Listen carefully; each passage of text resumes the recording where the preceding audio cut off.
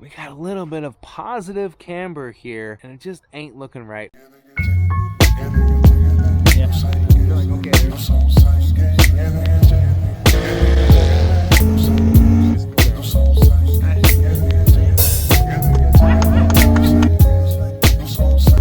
Stop it. We're not saying that on camera.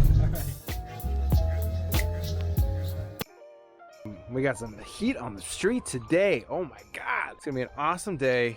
We're throwing on Cusco upper control arms onto the JZX100 Chaser. And the reason why we're doing that is we just dropped the car on BC Racing coils, and you can see we got a little bit of positive camber here, and it just ain't looking right. The wheel's sticking out from the wheel well just a little too much. And a great way to fix that is to get shortened upper control arm. These are from Cusco. And just so you know, the part number that you need to buy for the JZX100 Chaser is hard to see, 175474K. There are other ones out there. A great example over here is 195474K. These are the ones you do not want to buy. If you're an IS300 geek, these are perfect for you. And the reason why you don't want to buy them is look at how much longer they are than the 175s. If you're gonna go ahead and slam your Chaser and you want to get the right upper control arms, get a set of 175474K. Also, it gives you a little bit more adjustability in the negative side of things, and as you can tell, we definitely need that. So we're gonna throw on a set of upper control arms. It should be pretty easy. It's 5:30 right now, and the sun's out, and I actually want to cruise this thing this weekend, so we're gonna throw that in and see if that makes a big difference in the alignment.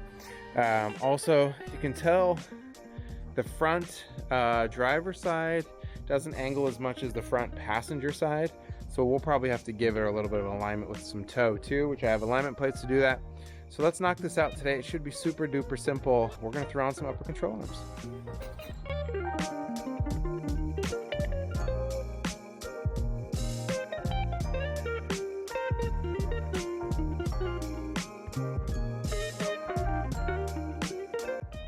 Now that we got the wheel off, all we got to do is remove this castle nut here and these two 17s that hold the stock upper control arm in place, and that should be easy peasy. I just put this in, and so it shouldn't be too tight. And then also we can use this time to bleed the brakes and give the car a little bit of an alignment. I feel like the front end's off just a little bit, so we got to straighten that out. Remove the cotter pin and the castle nut. If you have new ones of these, replace them. They're so cheap at the car parts store, but if you don't have new ones, you can reuse them. Just buy new ones if you can. And let's see if we can get this out. Whew. Boom, easy. No issue there. I just put this in, so I don't think it's gonna be too tight. So if I can give it a couple whacks with the mallet, it should be good. Hammer it out. It should be good. The spindle can move out of the way. Just make sure none of your lines are cranked or tweaked. All right, and now let's make sure we can pull off those 17s. Spoken said those were 17s, but they're actually should be 14s. Yep, they're 14s. A really slim 14 socket, you could probably fit it in there, but I'm using a 14 open-ended wrench. It's pretty short. You can use a longer one, and a hammer, and it's really helping me get the leverage I need to get these bolts out. This one you pull down to loosen, and that one you push up to loosen. It was an absolute pain in the butt to get out, and I think it's because it was hitting the back of the coilover, but it's out now. The stock upper control arm is out, and you can see the Cusco one, the difference between the two. First of all, if you're an IS dude and you want negative stance, run stock Chaser upper control arms, but the Cusco one's dope because, one, you can adjust the amount of camber you have up here, and I'm gonna max mine out just because why not? And then two, the Cusco pivot point is offset. The actual hole is higher than the bar, so nothing interferes when it pivots, and it gives you a little bit more down travel. If the pivot point was a little bit lower, it would get in its own way when it traveled down. So by raising it, it allows it to really droop down. So I get a little bit more actual flex out of my shocks, which is what I want, especially since my car is slammed. You have locking bolts here to prevent these from sliding. So all you do is you loosen everything up like I've done. Now this whole thing can pivot, and then you can lock it out here. Now if that isn't negative enough for you, there's one more negative, which is here, and then you would just move these forward, and that should be enough. But I'm just going to use this here, because that way I know they're both even instead of like guessing that hole there.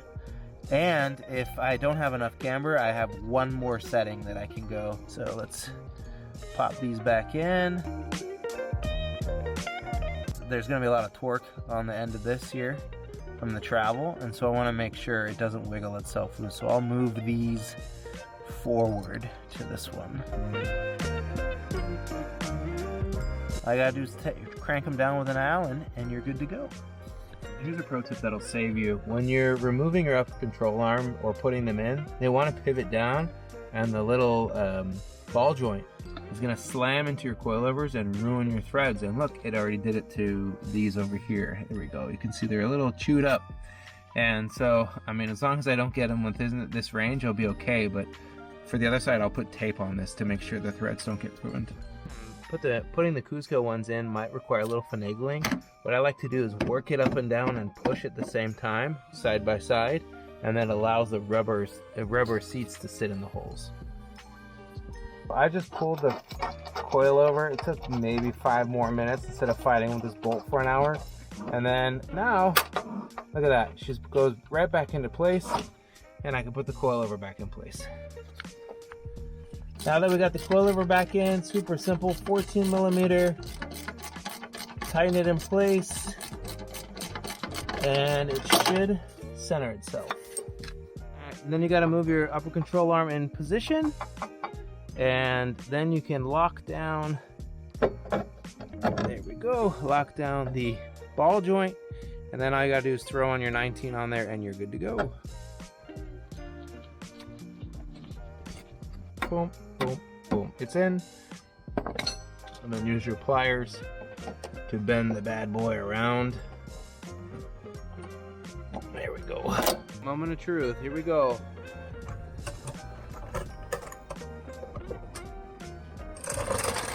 Oof, much nicer. Way better. Look at that. That's where it should be. Driver's side or the right side was a lot easier. Actually, I could leave the coilover in, and I pulled the stock upper control arm out. And now it's time to wiggle these bad boys in here. To make my life a lot easier tonight, I actually removed the suspension on this side too. I mean, you could force it in if you got all the time in the world, but we're running out of daylight. It's 9 o'clock here, and so I just wanted to get them in. And pulling the coilover out, literally just one bolt down there and then 3 bolts on the top makes everything, all the difference. Just make sure you don't pull the ABS sensor line too much, and you should be good to go. So I'm going to tighten her up, zip it back up, throw the spindle back on the ball joint, and we should be good to go. She's all done. Let's see what she looks like.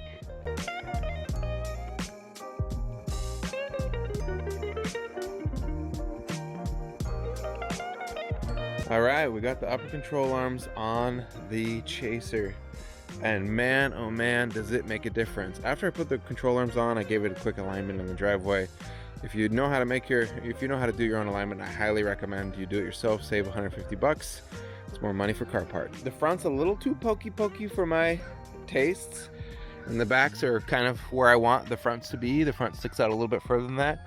You can tell the back is already rubbing on the fender. I should probably remove or roll these fenders a little bit more, but hey, whatever, it's okay. And also that's a 235, but that's it. Thanks for watching. Cusco upper control arms or any upper control arms are super simple to install on a JZX100 Chaser.